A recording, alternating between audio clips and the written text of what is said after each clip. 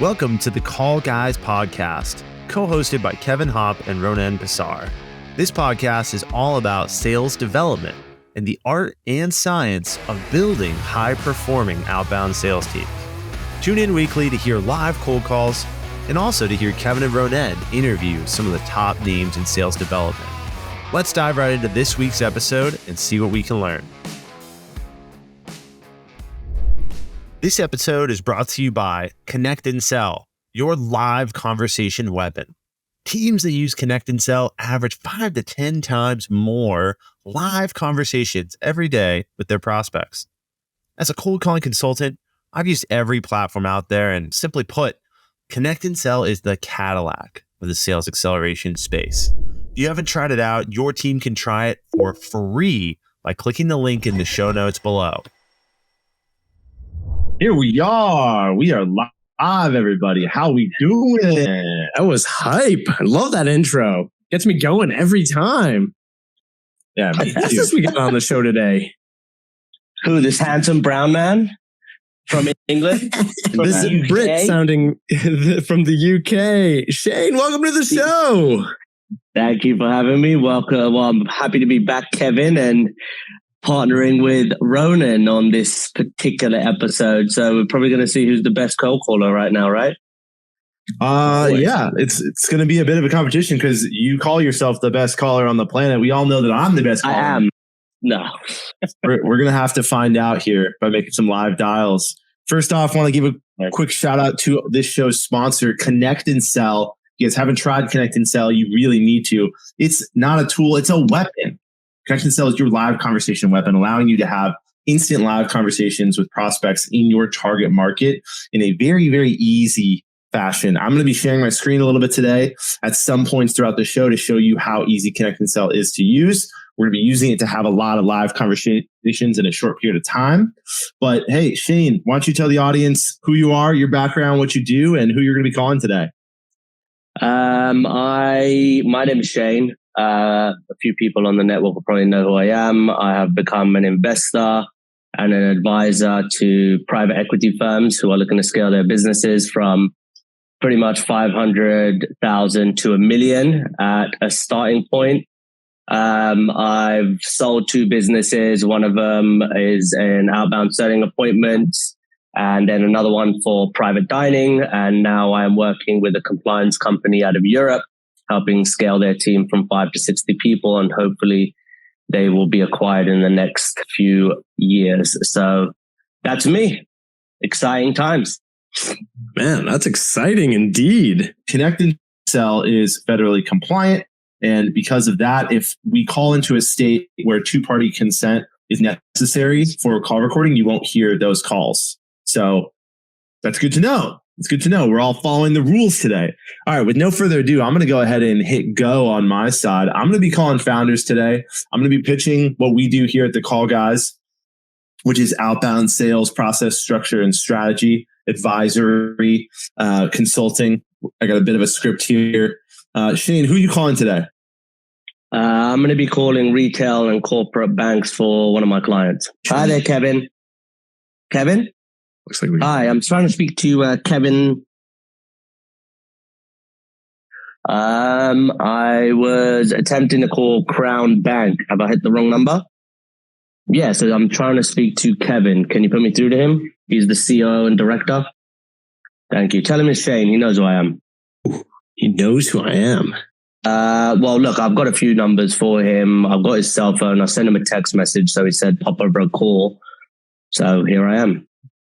All right. So what number do I use to reach Kevin then? Or should I just hit him up on his mobile again?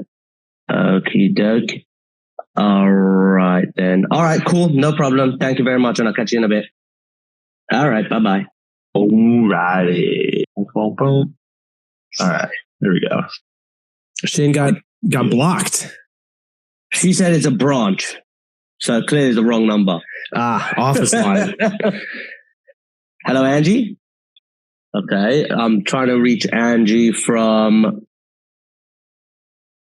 Is that right? So, but I'm trying to call the one in New York. Okay, then. All right. Let me check and I'll come back to you. All right. Boom, boom. We're not doing too good. But two quick connects. Numbers. 2 quick connects. That's the power of using a parallel dialer. I mean, you just go one to the next. It dials for you. Yeah. You connect. It's game changer. Like I've always said, life is too short to listen to the phone ring. So we're not listening to the phone ring. We're simply waiting for a live person to talk in our ear. And when they talk, we talk. Hey, wrong person. I called the same person again. Wow, my connection rate is through the roof. Too bad it's not the right people. Yeah. And a big part of the strategy is your list building strategy as well. You know, where you get that data from. Where do you guys get your data from? Variety of sources. All over the internet. Sources. Yeah. You know, one of the you things don't divulge the sources? No free ads. No free ads. That's what I said. That's what I said. No free ads. There are probably 25 different places you can get data from. People ask us all the time. They come to Ronen and I, hey, you guys are the call guys. Who has the best call data? And the answer is, well, it's complicated, right?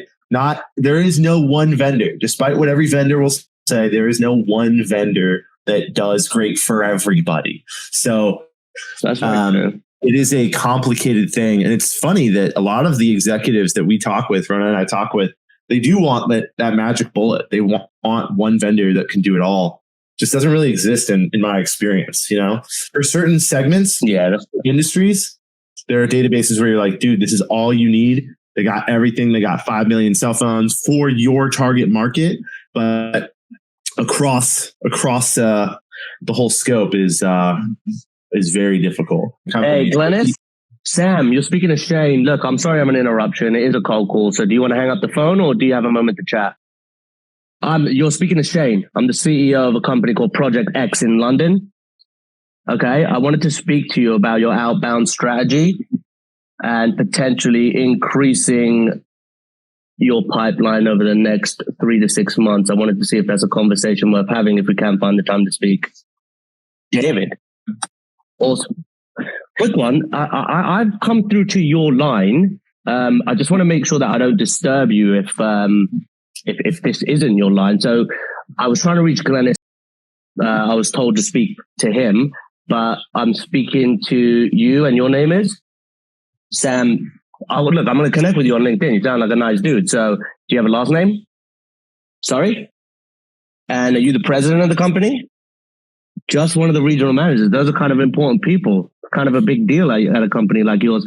So look, if I speak to David, as a regional manager, are you in charge of sales? Are you in charge of operations? What are you really focusing on right now? Okay. Do you support your sales team with your knowledge of the product lines? Awesome. So look, before I reach out to David, I have a bit of info from Glennis. Obviously, I'm speaking to you right now.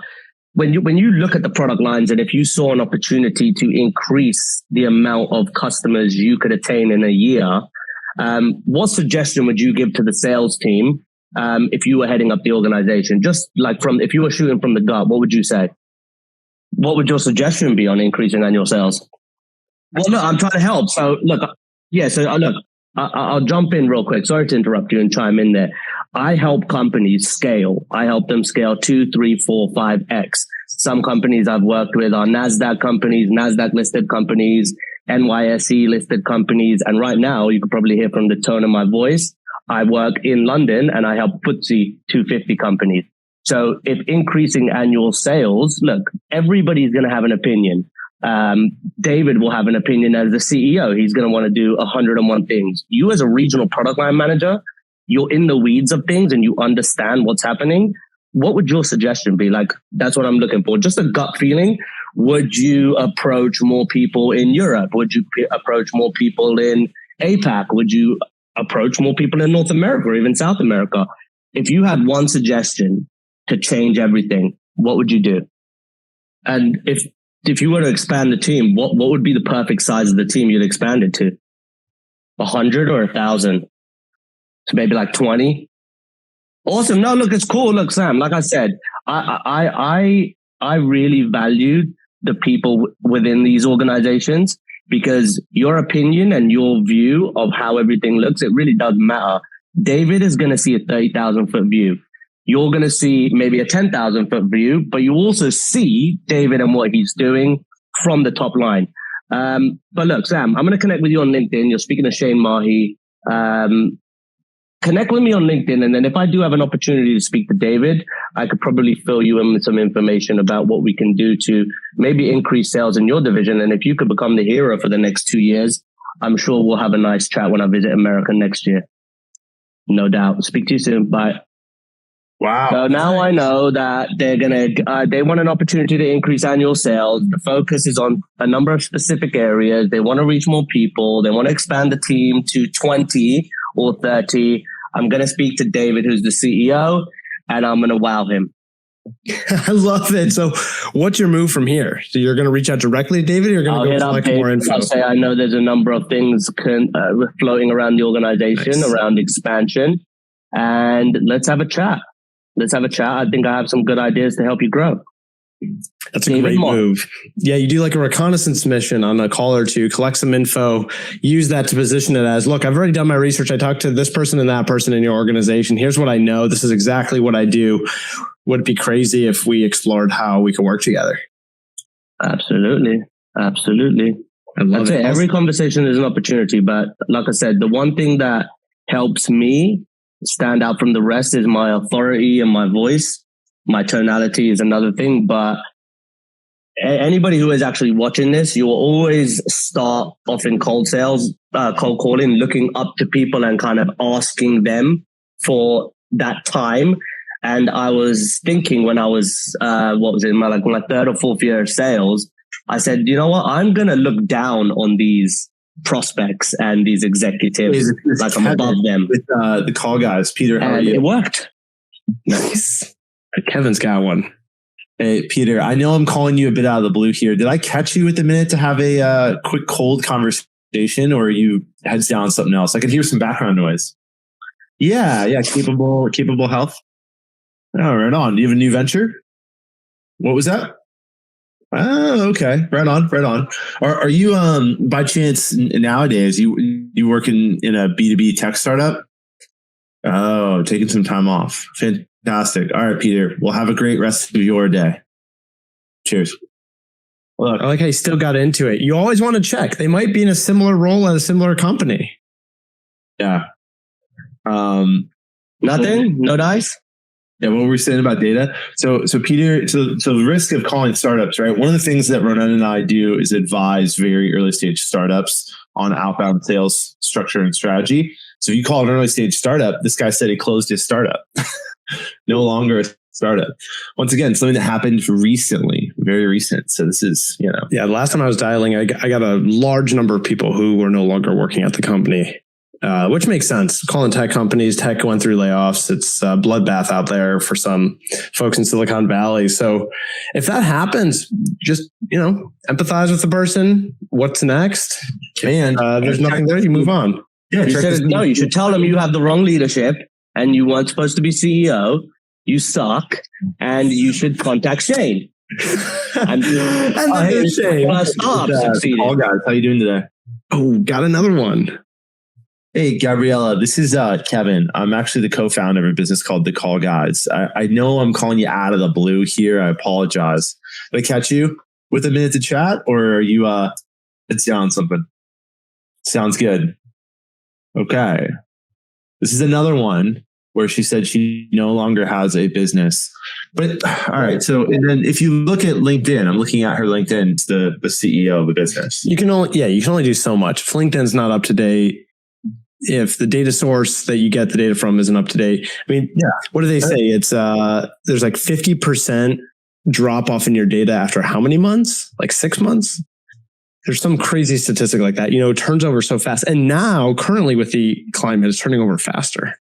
Yeah. I mean, this was, how are you supposed to see this coming?